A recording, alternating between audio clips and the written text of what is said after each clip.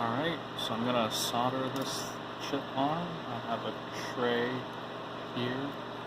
It's an entire tray of these chips. Picked up one. Make sure to orient the dot with that little line that marks the first pin.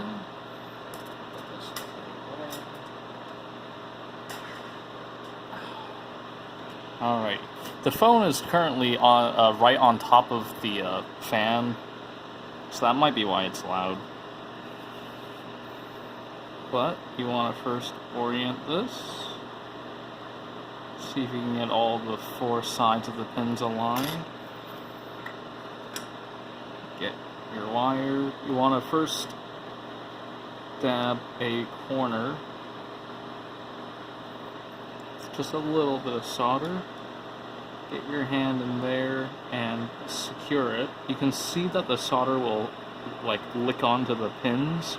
So right now I can see that this row is tilted too much that way. So I'm gonna see if I can correct this. Oh, it's a little bit too much, I think. Oh.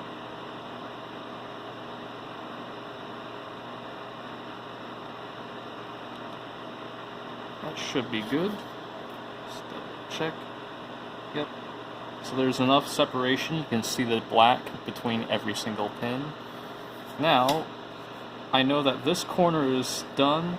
I'm going to start by depositing some solder onto these pins. And remember that this is a custom footprint that allows me to do this. Let's do that. Once you get good enough at this, I'm pretty sure you can actually just straight up drag solder this, but I'm not comfortable enough for that just yet. Like, I can see that I got like at least half of the pins, where most of the pins on that side in a single drag solder, but I am not good enough for that yet. But now that I've got some solder on all four sides, what I'm gonna do is, I have a tub of flux. I'm going to get some of this, and I'm just going to apply it all across the four edges of this.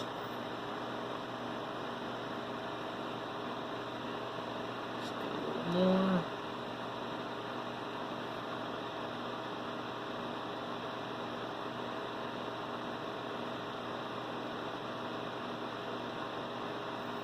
Alright. And now, I reflow. And when I do this, I'm taking the solder that I already deposited on these pins, and I'm just kind of pushing it back up against the pins. And sometimes, if there's too much, I will like try to stick the iron and lick away from these pins to get rid of the extra solder. And the flux here helps a lot.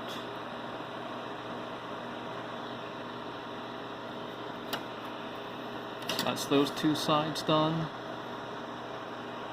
This top side was pretty good on the first pass, so I don't need to do too much on it.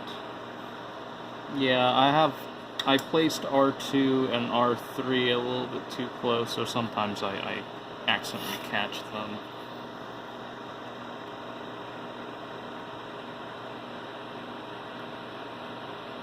Yeah, so I got a little bit too much solder. There's a bridge there, so I can just wipe away with my soldering iron.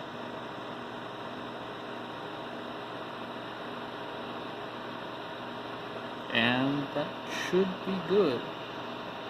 Just going to refill this side one more time, just to make sure every single pin is got a good connection. And there you go. That's how you solder a LQFP-48.